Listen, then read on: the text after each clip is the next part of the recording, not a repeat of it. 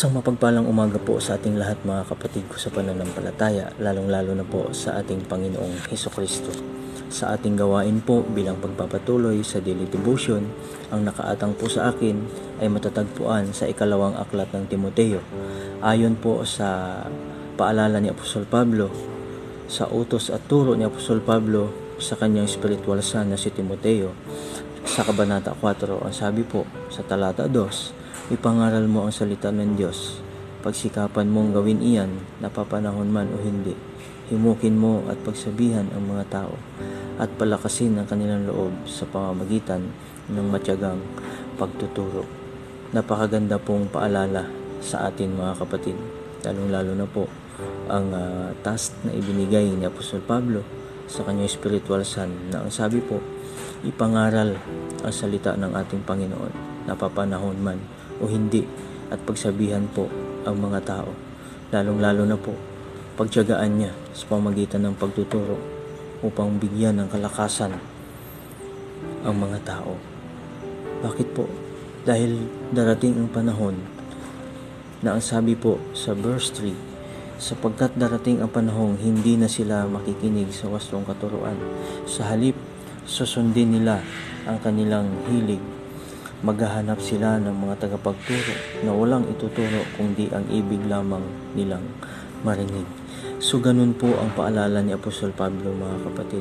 Kaya yun ang sabi niya kay Timoteo na pagsikapan mo at pagtiyagaan mo sa pamamagitan ng pagtuturo na ang mga tao. Ano po bang pagtuturo na ang nais ni Apostol Pablo? Patungkol at sa nais ng kalooban ng ating Panginoon.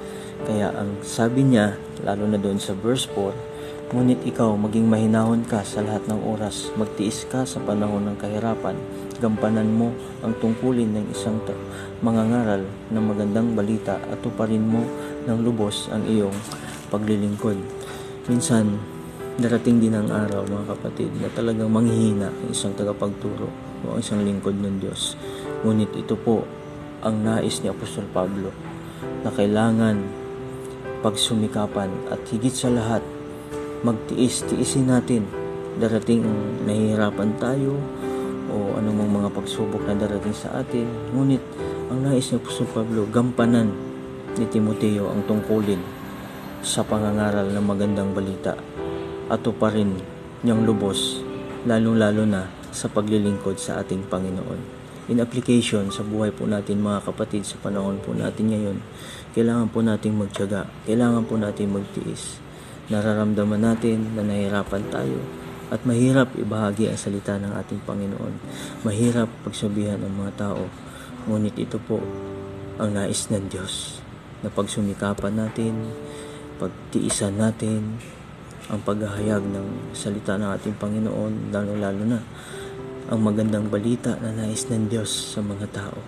Kung ano po ang ating nararanasan, ano po ang ating nakikita, ano po ang ating nararamdaman patungkol po sa ating Panginoong Hesukristo, na kung paano siya nagtiis, paano siya nagsakripisyo, ganun din po ang nais niya sa ating lahat bilang mga tunay na lingkod niya sa panahon po natin ngayon.